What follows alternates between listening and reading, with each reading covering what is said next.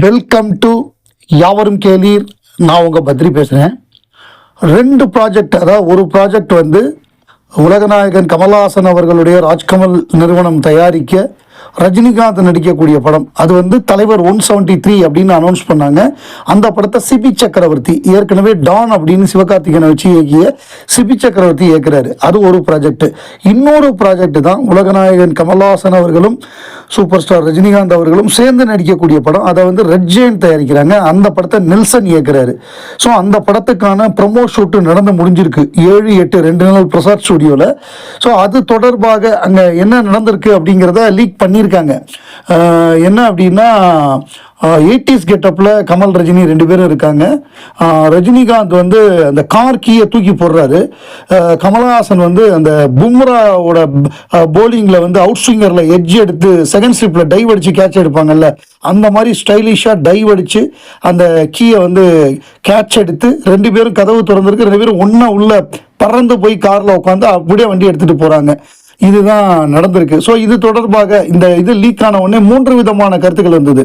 ஒன்று வந்து அந்த பட நிறுவனமே இதை வந்து லீக் பண்ணியிருக்காங்க.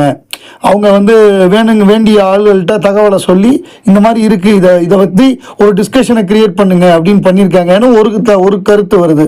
இன்னொரு கருத்து என்னன்னா, சினிமா இண்டஸ்ட்ரி அப்படிங்கிறது வந்து இவங்க வந்து they are selling meat, these vultures are wanting their bite அப்படிங்கிற மாதிரி இந்த நிருபர்கள் அப்படிங்கிறவங்கெல்லாம், இந்த பத்திரிகை நிருபர்கள், இந்த சினிமா நிருபர்கள், இவங்கெல்லாம் வந்து ஒரு வல்லூர் மாதிரி வட்டம் விடுறாங்க, நமக்கு வந்து கொஞ்சம் கறி கிடைக்காதா அப்படின்னு இந்த கறிக்கடையில் அப்படிங்கிற மாதிரி ஒன்று.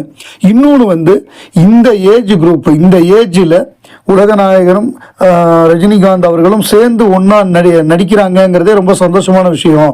ஸோ அப்படிங்கிறப்ப அது சம்மந்தமாக என்ன வந்தாலும் கொண்டாடுங்க, ஏன் கம்ப்ளைண்ட் பண்ணுறீங்க, ஜாலியாக என்ஜாய் பண்ணுங்க அப்படிங்கிற மாதிரியான தகவல்கள்லாம் வருது.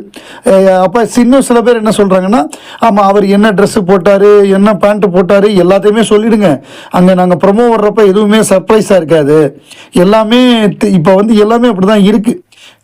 இப்போ உதாரணமாக விக்ரம் படம் எடுத்துக்கிட்டோன்னா, விக்ரம் படம் நமக்கு வந்து சூர்யா அதில் நடிச்சிருக்காரு அப்படின்னு தெரியாமல் ரிலீஸ் ஆயிருந்தால் எப்படி இருந்திருக்கும், அதில் கிளைமேக்ஸில் அவர் வந்திருந்தால் இன்னும் பயங்கரமாக இருந்திருக்கும்ல. பட் இவங்க முன்கூட்டியே சொல்லி அதை வந்து நமக்கு தெரியப்படுத்தி அந்த ஃபோட்டோவை போட்டு, ஸோ அந்த ஒரு இதை கொள்வது, அந்த ஒரு என்ன சொல்கிறது, அந்த ஒரு த்ரில்லுங்கிறது, ஒரு சஸ்பென்ஸு, அதை வந்து காலி பண்ணுறது. பட் அப்படி தான் இருக்குது இன்னைக்கு. இல்லைன்னா அந்த ஒரு பஸ் இருக்காதோ அப்படின்னு நினைக்கிறாங்க போல் இருக்கு. பட் இந்த படத்துக்கு அப்படி கவலைப்பட வேண்டிய தேவை இல்லை, நிச்சயமாக பஸ் இருக்கும்.